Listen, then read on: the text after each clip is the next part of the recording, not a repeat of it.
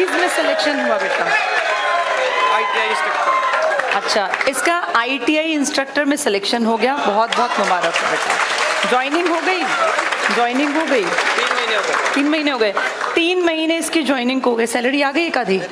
Ma'am 54,100 रुपये आई है, salary आ गई। 54,000 इसकी सैलरी है, जो इसकी सैलरी आ गई। बहुत बढ़िया, बहुत बढ़िया, मुबारक हो। मेरी तरफ से तुम खाओ। नहीं, मैं भी खा लूँगी बेटा। बहुत बहुत मुबारक हो। थोड़ा सा इन बच्चों से बातचीत करोगे?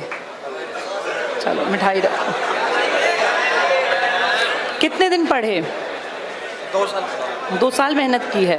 और मेरी 4 ज्वाइनिंग लेटर मेरे घर पे पड़े हैं। अच्छा, देखो इसके 4 फाइनल ज्वाइनिंग लेटर इसके घर पे हैं, जिसमें से इसने ITI इंस्ट्रक्टर को ज्वाइन किया। बहुत बहुत बढ़िया।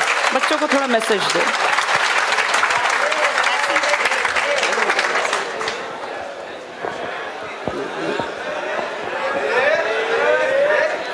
Good morning all of you. मेरा नाम विनोद सैनिया, मैं कैथल ब्रांच से हूँ। और मैंने 2019 में एडमिशन लिया था ICS coaching centre Kaithal branch में। और उसके बाद कोरोना लग गया, एक साल मेरा वैसे चला गया। और मेरे 12 एग्ज़ाम क्लियर है सेंटर गवर्नमेंट के लगा के।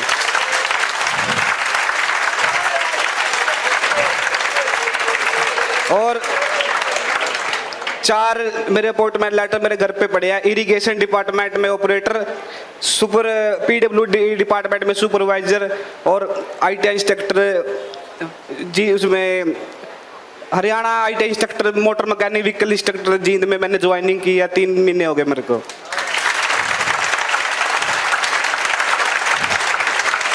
और ऑल हरियाणा में एक ही पोस्ट है BCB की, और उसी BCB की पोस्ट पे मैंने ज्वाइन किया है। और मैकेनिक डीजल इंस्ट्रक्टर, उसमें कुल 19 पोस्ट है, और मैं उसमें ऑल हरियाणा टॉप पर हूँ। 68 नंबर जनरल से भी टॉप कर गया।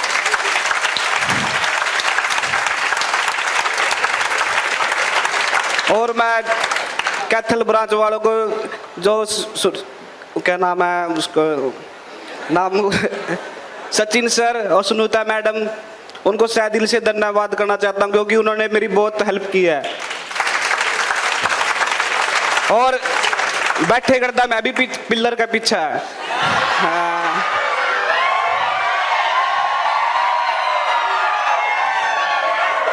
और जो वहाँ पे अटेंडेंट है पूनम जी, मेरे से एज में बड़ी है, मैं उनको अपनी बड़ी बहन सिस्टर के समान समझता हूँ। उनकी जो क्लास में ना, उनकी अगर वो होती है तो कोई भी बच्चा नहीं बोलता है।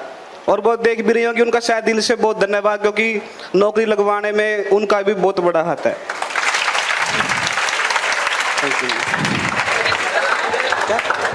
जैसे इतने पेपर पास हुए, तो कितनी बार पेपर फेल भी तो होते हैं। उस टाइम पे कैसा लगता था, और कितनी बार आया कि चल छोड़ दूं यार, पढ़ाई नहीं होगा, हिसाब किताब नहीं बनेगा? जब वो SSC क्लर्क का पेपर था, तो उसमें मेरी तैयारी अच्छी थी। और मेरा पेपर था पानीपत SD कॉलेज में। तो मैं सोचा मैं चल थोड़ी देर भाई लेट चला जाऊंगा। तो लेट के चक्कर में मेरा टाइम हो गया पूरा, गेट पे एंट्री करने नहीं दी। जब एग्ज़ाम देने गया ना, तो सब कुछ भूल गया। उसमें 15 क्वेश्चन गोले गलत भरे गए। फिर मैं सोचा मैं चल कोई बात नहीं, ये नहीं तो अगली और नौकरी मिलेगी कोई ना कोई। उसके बाद UPSC EPFO officer 2 tier clear है मेरे, इंटरव्यू में रह चुका हूँ मैं।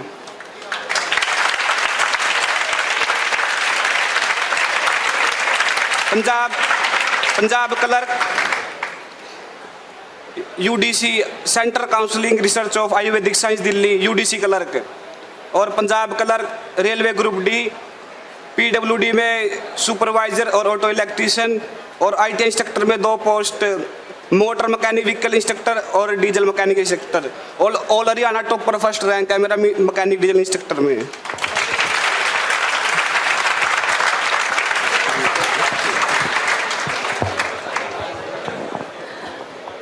देखो इसकी तैयारी कितनी दमदार थी। इसका एक पेपर पास थोड़ी ना हुआ, कितनी सारे एग्जाम्स क्लियर हुए और फाइनल जो सिलेक्शन है 4 इसके लेटर घर तक पहुंचे।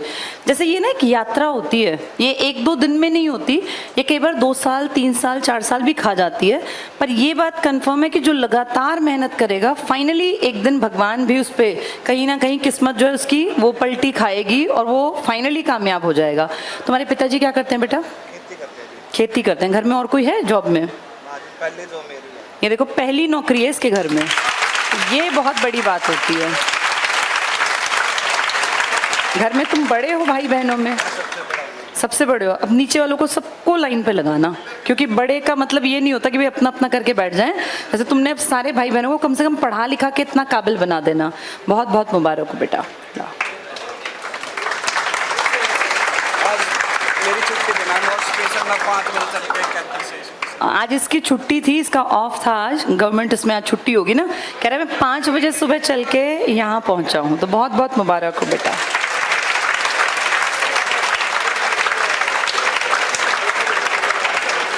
तुमने अपना समय खुद बदल लिया, बहुत अच्छा लगा बेटा। हर सैटरडे संडे की छुट्टी है।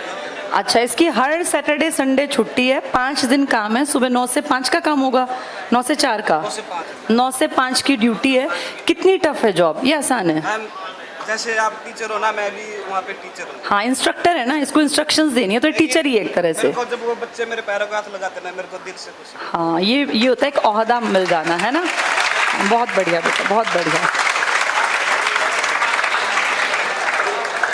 तो देखो भैया, नौकरी मिलने के लिए मेहनत तो करनी पड़ेगी, इसमें कोई दो राय नहीं। अब ये कभी देख लो, पिलर के पीछे बैठ के भी आज इंस्ट्रक्टर की पोस्ट तक पहुंच गया। और आज स्टूडेंट्स को जब ये इंस्ट्रक्शंस देता है, तो ये कितनी बड़ी बात इसने कही कि जब स्टूडेंट्स पैर को हाथ लगाते हैं तब एक अपने आप में लगता है कि हाँ, हमारा जीवन सफल हो गया, हमने कुछ अचीव कर लिया। देखो, पैसे बहुत दुनिया कमाती है, इलीगल काम धंधे में ज़्यादा पैसा है। मैं एक एग्जाम्पल देती हूँ। कल मेरी बेटी अभी जैसे 11th में आई है, बहुत कन्फ्यूजन में, उसको समझ नहीं आ रहा क्या पढ़े क्या ना पढ़े। कभी कहती है मैं ये पढ़ लूँ, कभी वो पढ़ लूँ। तो मैंने कहा बेटा जो तेरा मन करे तू पढ़, अब मैं नहीं बता सकती कि तेरी लाइफ में तुझे क्या करना चाहिए। तो कभी कोई सब्जेक्ट लेती है, कभी कोई। एक दिन बिजनेस स्टडीज़ कह रही थी पढ़ लूँ, फिर कहती है कि नहीं मैं हिस्ट्री पढ़ूंगी, फिर कभी कुछ कभी कुछ। तो कल वैसी बातचीत कर रही थी, बोली मम्मा मैं जज बन जाऊं? तो मैंने कहा हाँ बेटा जज बन जाना। कह रही, मैंने कहा क्यों बनना चाहती है बेटा जज? तो बोली जज में ना पैसे बहुत है। मैंने कहा किसने कहा पैसे बहुत हैं? तो बोली हमारी क्लास में एक लड़की के पापा जज हैं और वो कह रही थी बहुत ब्लैक मनी आता है।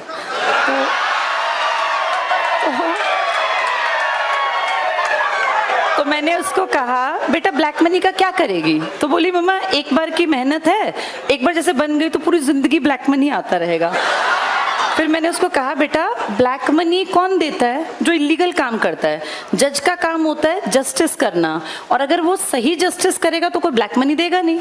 ब्लैक मनी हमेशा वो देते हैं जो गलत रास्ते पे चल के फंसने के बाद बचना चाहते हैं। फिर मैंने उसको उसके हिसाब से एक एग्जाम्पल दिया। मैंने कहा मान लो किसी बहुत अमीर आदमी के बेटे ने किसी लड़की का रेप कर दिया, क्योंकि वो उस एज में कि इस बात को समझ पाए। मैंने कहा वो गरीब आदमी की बेटी है, जज साहब के पास अमीर आदमी आया और उसने कहा जी मेरा इकलौता बेटा है, मैं करोड़पति हूँ और ये बच्ची इसकी ऐसी तो राह चलती, बहुत सारी लड़कियां होती हैं, क्या फर्क पड़ता है, आप जजमेंट मेरे बेटे के फेवर में कर दो।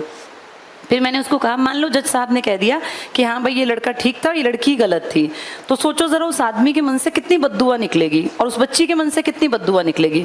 फिर उसको फील हुआ कि हाँ ब्लैक मनी कमाने का तरीका ठीक नहीं है ये।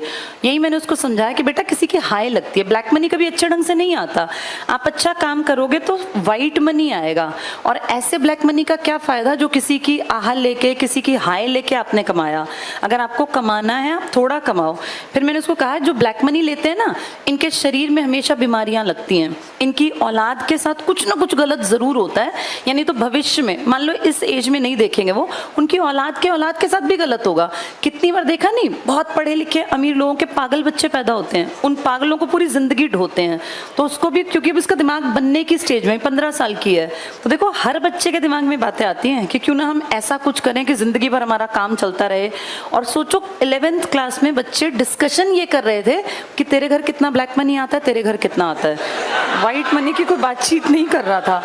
और उसने मुझे कहा कि मम्मा सबके घर लगभग ब्लैक मनी आता है। तो मैंने कहा बेटा ब्लैक मनी आता है, इसका रिजल्ट कुछ सालों में नजर आएगा, क्योंकि जो पैसा इलीगल तरीके से बिना मेहनत के कमाया जाएगा ना, वो कहीं ना कहीं से निकलेगा। मतलब मेरा ये मानना है कि आदमी थोड़ा कमाए, थोड़ा खा ले, सस्ता कपड़ा पहन ले, 2 रोटी सूखी खा ले, पर गलत ना करे किसी के साथ भी। क्योंकि अगर हम किसी के साथ गलत कर रहे हैं ना, तो ये यकीन मानना चाहिए कि वो गलत घूम के हमारे साथ भी होगा, या तो इसी जीवन में, नहीं तो आने वाली पीढ़ियां भुगतेंगी। तो जो लोग गलत जजमेंट करते हैं, जो जजेस की उस पर बैठे हैं, अगर ऐसा करते हैं तो बेहद गलत है। कोई गलत किसी भी प्रोफेशन में करे, चाहे कोई कितना ही बड़े ओहदे पे बैठा हो, गलत नहीं करना चाहिए। क्योंकि गलत करने का मतलब किसी सही के साथ तुमने गलत कर दिया, तभी तो गलत काम आगे बढ़ेगा। और जिसके साथ गलत हुआ, अगर वो सही था तो उसकी फिर बद्दुआ ना भगवान भी सुन लेता है। इसलिए गलत काम करने नहीं चाहिए। चलो मेहनत करें और आगे बढ़ें, यही तरीका है आगे बढ़ने का, और कोई तरीका नहीं है।